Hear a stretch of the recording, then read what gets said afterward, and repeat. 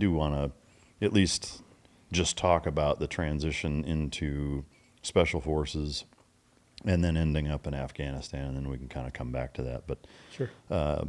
After some pretty heavy fighting in the Marine Corps, there was an obvious desire to want to, laterally transfer. What was the catalyst for that? Like I said, the Marine Corps, we look up to Navy SEALs quite a bit. And sometimes we work with you guys like on a training scenario somewhere, and then we get to like really see you guys in action. It's like, man, those guys are so cool. We want to be like them. And then you realized otherwise. Well, no, but like, in the Marine Corps, in Fallujah, when we were working with your guys' team out there, dude, I loved it, man. I loved it. I loved their professionalism. I loved the way they were like, we're attached to you, so just kind of tell us what you want. I was like, me as an E5 squad leader, you as a Navy SEAL, that doesn't sound right, but okay.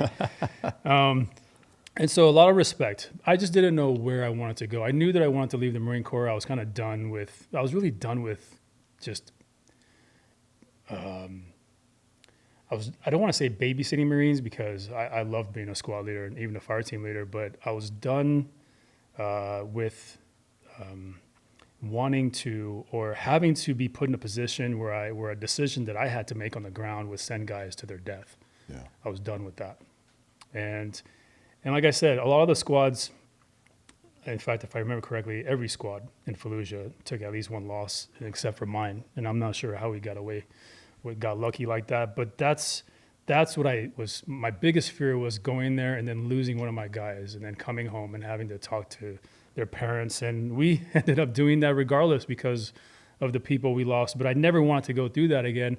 I wanted to go somewhere where everyone carries their own weight, where everybody is equally motivated and inspired to be there, that works hard, because conventional units, as great as they are, you're surrounded by kind of a hodgepodge attitude and mindset of people. And so I was like, do I go try out for Navy SEALs? Because that was an easy route for me. All I had to do was just tell my chain of command and they would have made it happen.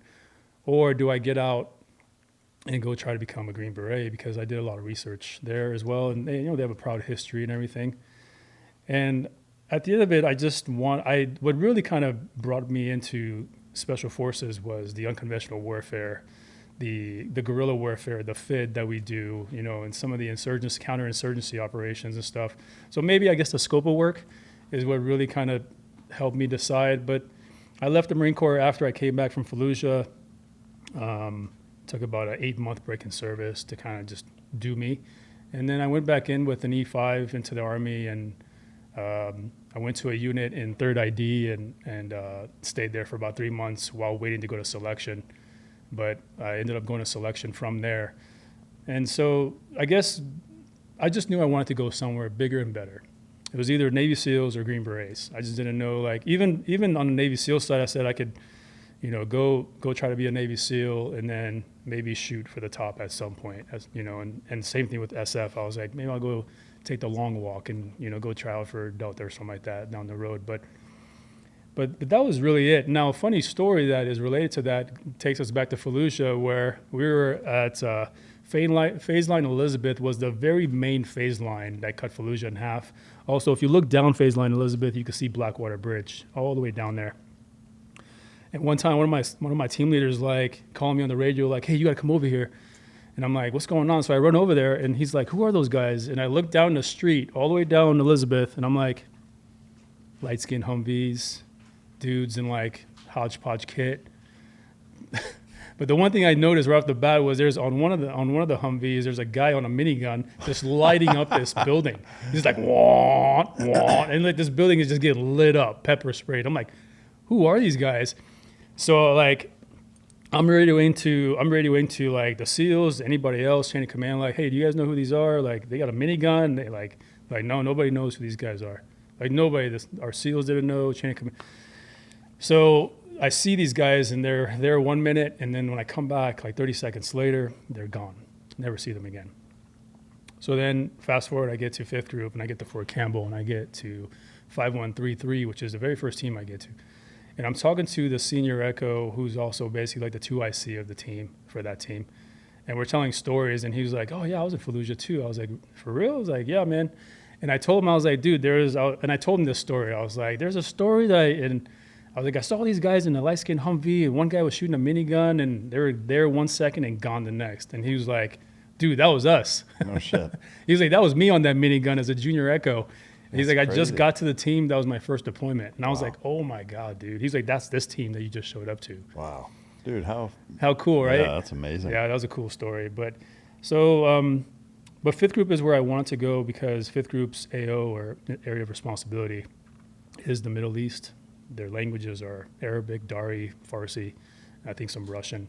So I just knew what I wanted to be and where I wanted to go because I knew eventually with my background, I shouldn't go to seventh group who's going to like, South America and Central America.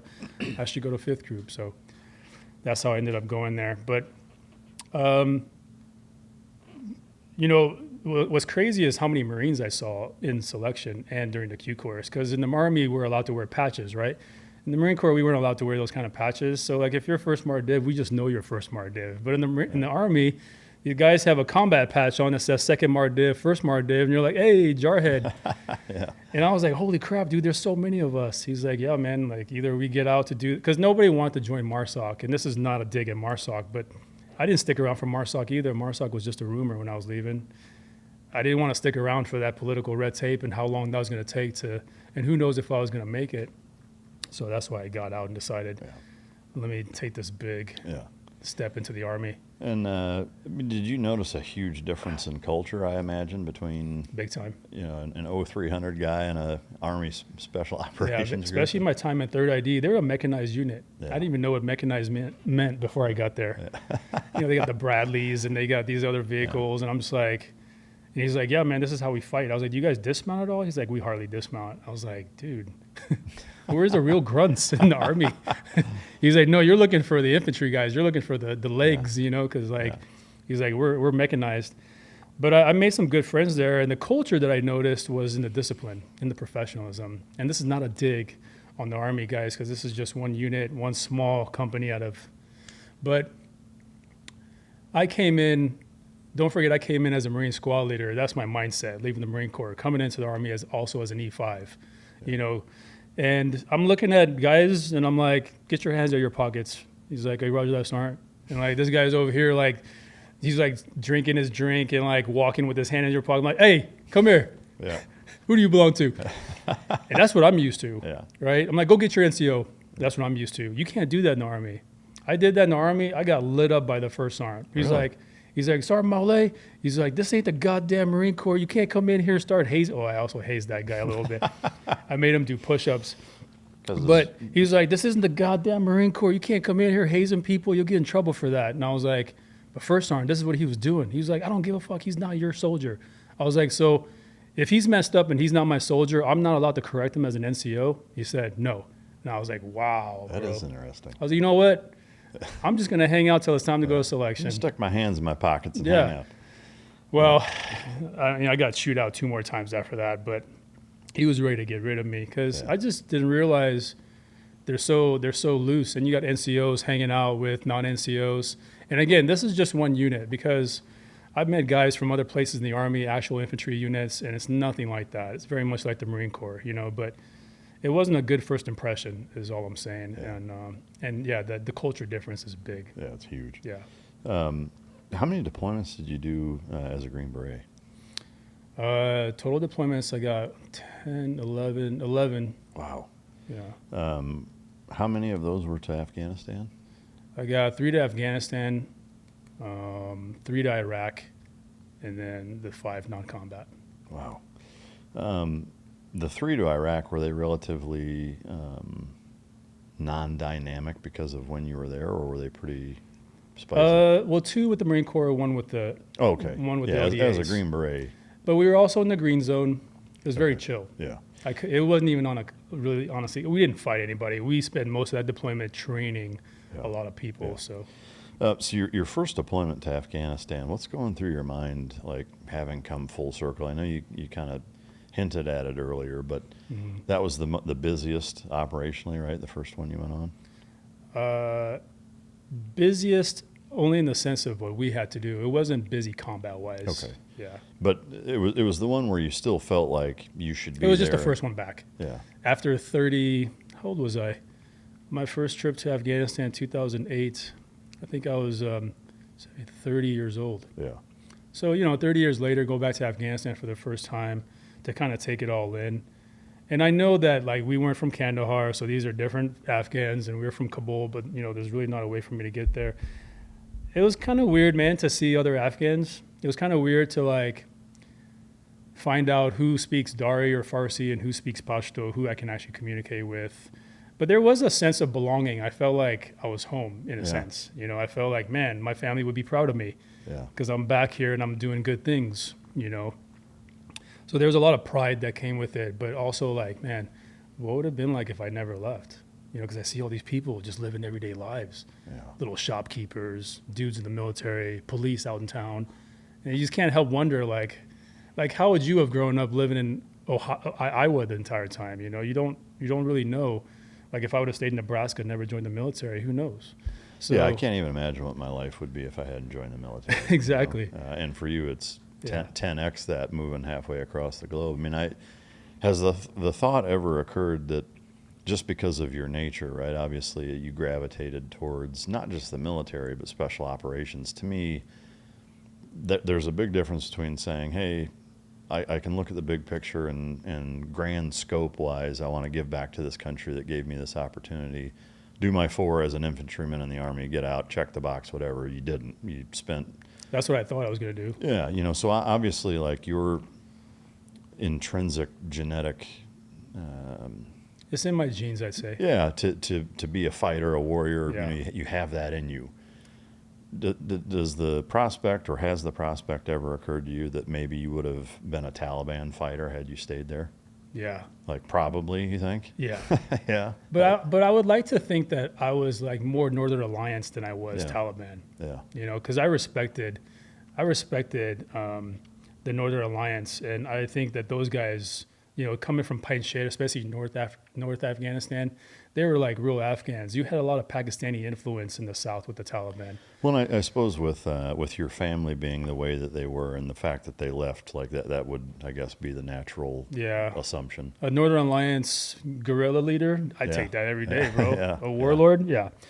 But I would like to think that the type of person I am now, even growing up in Afghanistan, I would have been doing good things for the country, not a Taliban freaking, pressing women or whatever. Right. That's dumb. So it's interesting. Yeah. Listen, and that's why I'm so patriotic and that's where that sense of patriotism came from, because when I went back to Afghanistan, or it kind of confirmed everything really when I went back to Afghanistan, or really just anywhere in the Middle East, and I saw the way people live, and I go back to America, I'm like, man, we got it so good, dude. Oh, yeah. We have it so good. We have no reason to complain. And I know that things are kind of crappy in our country right now with prices and the economy, but man, it's still way better than so many other places. We are so much better than even a nice third world country in the Middle East. Agreed. And yet we still complain about so many things. Yeah. Yeah, I mean, it makes me, or I find myself in a nostalgic way, wishing that this country was the way it was in the 80s when we grew up, more than it is now. 100%. I don't know how we get back there. I would love to do really it, though. I think it'd be better for the world, frankly. But Mike, between you and I, and obviously the rest of your audience. Just between you and me, the camera's and the rolling. rest of your audience. But I think you and I know that, we're never going to see the America of the 80s ever again. Yeah. And I think you and I also both can acknowledge that since the 80s, we've been going in the wrong direction, man. Agreed. In a lot of ways. Yeah. And the question is, how do we come back from that? I think simply things are going to have to get a lot worse before they get better. And that's what I'm scared of, because I got kids. Me too. And I think the tough part is it going to get so bad to where it can't ever get back there? Like, because it has to get bad enough to where everybody's willing to make drastic changes. Can it even recover from how bad it has to get for people to actually do that? Well, I mean, that might be kind of a good segue into the condition of the state, that we're in now, with the issues Texas that we face, the amount of divide that's in this country, the societal divide, the structures that divide us, whether it's cops and black people, or white people and black people, or whether it's, Middle Easterners or Sharia law. There's always ways for people that want to keep us divided to keep us divided because they know our triggers. Yeah. Anything that triggers you would be anything that impedes your way of life. And it doesn't have to be a certain way of life. It's just whatever if you're happy and you're content and somebody comes in there and throws a wrench in there, and then they continuously do that and do that and do that, then now your way of life is impeded and you have to make a decision. Am I going to just take it, or are enough of us going through this where we rise up and do something about it? And I don't want to see America go through another revolution, but man, dude, the way I see our leadership going, the way I see agencies like ICE, the way I see the multiple use of our military in different cities like DC, Oregon, Chicago, San Francisco. Do you disagree with all of that? I disagree with it to a degree. Yeah. I think we should normalize military use on U.S. soil. I do actually agree that the one kind of stipulation I would put on it is, and where I draw a huge, a huge line in the sand, is whether or not it's asked for. If a mayor / governor says, we can't police our own, we need your help, okay. Of course. If they don't ask for it, I think it's a huge mistake to send troops there. And what if they say we don't want it, but now you're going to force it on them anyway? No, what does that say? No, I think the precedence that sets, man, I worry about That's an attribute of tyranny. Yeah, I mean, well, because think about on the other side, like, let's say you get, some super alt-left president that's like, hey, you 100%. boys down in Texas, all Exactly. your guns, we're going to send the fucking National Guard down there, we're going to take them from you. Like, who's to stop them from doing that? Exactly, then? bro. Nobody. That's why I say stop with the scenarios, guys. Stop with the what ifs. Stick to principles and you can't go wrong. Yeah. If principally we defend the 1A, it defends it for all of us. Not just because I'm on the side of rights and I think those people are on the side of wrong. Yeah. Then defend it for everybody. Defend principles. Don't defend scenarios, because scenarios will break principles. And that's what this admin and the admin before were trying to use. They were trying to use scenarios to violate principles and then address it that way. And that's not the right answer. Agreed. Because like you said, the next guy may be super leftist Yeah. and he doesn't like guns, or he wants to amend the 1A to make it make sense to him and his admin, and he's pushing people down our throats. California National Guard showing up on Texas streets. Yeah. Texas are not going to be okay with that. Yeah. To me, it brings me back to that point of, keeping your own side as accountable as the opposing side. And there are huge contingents within the, I would say, Republican and not conservative, because I'm kind of right there with you. I consider myself largely conservative, not entirely, Right. not Republican though. Is that, yeah, like if there's people seeing things happening and they're not having these, at a minimum, having these conversations, but further is actually trying to do something about it, then all bets are off, and it's not going to, that precedence. It's the slippery slope that red flag laws do for guns. We're too okay as a society with whoever's in charge. If he's our guy, let's say in this case, we got Trump, he's our guy. When Trump does something, it's so easy for us to be like, yeah, get him, because we think we're sticking it to the left, but we're not. We're just sticking it to our principal rights. We're sticking it to our constitutional rights, our civil rights, and we're telling Trump, and we're enabling this man and his admin to continue to do this stuff and enabling them to maybe do more stuff, all because he sees a bunch of people with red hats that says MAGA, and he thinks, well, they cheer it on, they must like it, so we'll continue. Yeah, send in the troops. A lot of us need to be more nuanced and less tribal and less bandwagoneer for a man and say, look, we supported you because you ran on X, Y, Z. But since then, you have executed A, B, and C. And how can we continue to support you? Like, I want to support Trump, but everything he's done since he's been in office goes against what he ran on and almost against what he ran on 4 years ago. I mean, for me, I wouldn't say everything. Not everything. Yeah, No. There's definitely things that I don't understand the methodology behind it, and I don't like it. There's some things that I do. Well, maybe not everything. It depends. Like, what would be one topic you think he's delivered on so far? I would say the tariff stuff, halfway. I would say I agree with the principle of saying, we're going to proactively do things to ensure that other countries stop taking advantage of our IP, of putting tariffs on us, of the trade deficit, generally speaking. But other countries can't put tariffs on us. We can't put tariffs on other countries. We can only put tariffs on our country. I guess my point is that a lot of how it's been implemented, I'm not a fan of. Sure. My weaponized. Yeah, my stance is saying, hey, this is enough. Like, we need to figure out a different way to accommodate this. That would be one thing. Securing the border, I think you did a great job. The ICE stuff, I think, has been a fucking disaster. Right. So there are things that I'm like, yeah, I can see that, and that makes good sense. There are other things. But security and border is also an objective kind of topic, because I would say that the border is nowhere near secure. In fact, I read somewhere that it's going to take through 2035 for the border to fully get secure.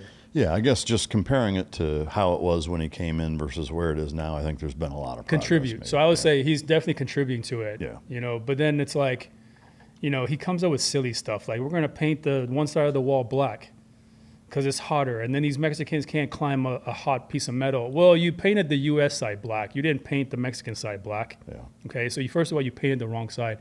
But if that shouldn't even be a priority, you spent $20 million painting the wall when you could have spent $20 million making the wall bigger, or completing the wall. Yeah, and I think if somebody would just take his phone from him, we'd all be better off. Like, the guy says some of the dumbest shit I've ever heard in my life. And, to me, I look at it very simply is that, a leader, somebody in that position should be somebody that's very stoic, that's unflappable, that you can't get under their skin, that they never respond irrationally or impulsively. Those are tall orders and hard things to accomplish. But to me, that position demands that type of temperament.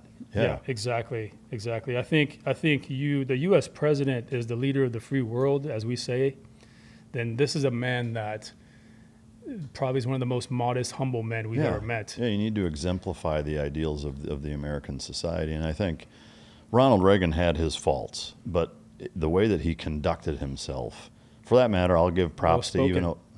Well-spoken. Yeah, I would say the same thing about Obama. Like, I disagreed with a lot of his policies, but the way that he presented himself, the way that he speaks, the way that he presents and represents America, at least at face value, I think is becoming of that position. Right. Even if I disagree with a lot of his decisions. Not all of them, but a lot of them. Against nuanced, right? Yeah. Nuance. You're nuanced, and that's what more Americans need to be. Yeah. People say, "Oh, fuck Obama, this and that," but the guy knew how to speak in front of a crowd. Yeah, I mean, he didn't create, after a speech, he didn't create dissent. He didn't create like tension in the room. Yeah. If anything, he made people feel good. And obviously, Trump is not a speaker. He's not a vocal speaker. He's not a public speaker. But man, you got so many people around you that can help you with that. And why do you kick yourself? I think it's an ego thing. I mean, to be not even fair, I would just say to look at it from cause and effect. I think when you have spent the overwhelming majority, you've spent decades being somebody in a position with their own companies where you're talking about billions of dollars and having tens of thousands of people that you employ. And you have the luxury of doing whatever you want, however you want, whenever you want, with basically no check and balance. Now you get in a position of being the president, and it doesn't run that way. And so that's where you see such conflict and such mishandling, I think, of so many press conferences and interactions. There are times, to me, the frustrating thing is there's times where I think he does that really well. Just not very often. Like I've seen some of his speeches where I'm like, that's the fucking guy that needs to show up every time. Yeah. Doesn't happen very often. Yeah, he just needs to stop ad-libbing, I think. Yeah. I mean, I agree, man. I mean, Trump, like, nobody's going to tell Trump how to talk and what to tweet and what not to tweet. But that's just him. We just have to accept him for who he is. But now, like, at least conduct yourself like a president. If you don't have the personality as a president, fine. Yeah. I mean, there's no criteria for what a personality needs to be like. But, dude, you are the leader of the entire world. Everybody listens to you. Yeah. I mean, if you think about, like, we've been in fortunate positions to be around, some of the best men that I think this planet has created. In American Special Operations Forces, like, there's, guys that I think back to that that I would want to emulate, that inspired me to want to be a better man, to hold myself in a certain regard, to conduct myself in a certain manner. And it's guys like that, I think, that it's like that's who should be in positions like that. Yeah. Or people that are in positions that way need to carry themselves that way. You and I come from a more structured background where we have seen leadership in all shapes and forms. Yeah, good, bad, and neutral. And we are quick to identify what's bad leadership versus good leadership. And so we look at our presidency the same way. We try to put some stars on his collar and say, is that how a 4-star should talk? You know, is that how the SecDef or the Sec War should talk? And I think there's definitely a tone with this administration. There's definitely a tone that they speak within that's very similar to one another. It's kind of a my way or the highway kind of, like, you're going to do this. If not, then too bad. And I don't know where that stems from, but again, I think it's when you run a company and you can do it that way. I still don't think it's the right way to do it. To me, it's the adage, you catch more flies with honey than you do vinegar. It's like, if the goal is to get as many people on board with X, that's not the way to do it. It's like, if you demand and command that this is going to happen, like, you can't make people respect you. You have to earn it. The best way to earn it is, he ran on multiple topics. Yes, securing the border, and I think he's maybe contributing to that, but not like he was boasting about it during his campaign. Yes, tariffs, and let's just get tariffs straight. Tariffs are a tax that the president can only put on American companies. It's a way of mitigating American companies to do business with foreign companies, saying that, hey, Best Buy, if you continue to buy your electronics from Taiwan, we're going to put a 50% tariff on there. That way Best Buy is like, ooh, that's too much. We're not going to buy from there anymore. But what it ends up doing is it really just taxes the American citizen at the end, because let's say the China tariffs were at 60%. Most of our stuff comes from China. So then we go to Best Buy or Walmart and we see an increase in prices. It's because Walmart has to make up for the extra money that the 60% tariff put on them from Trump, that China had to charge, and then Walmart's going to make up for that difference with me and you buying their product. So tariffs are not a good thing. Tariffs are a tax on American citizens. They don't punish the Chinese or Russians or anybody.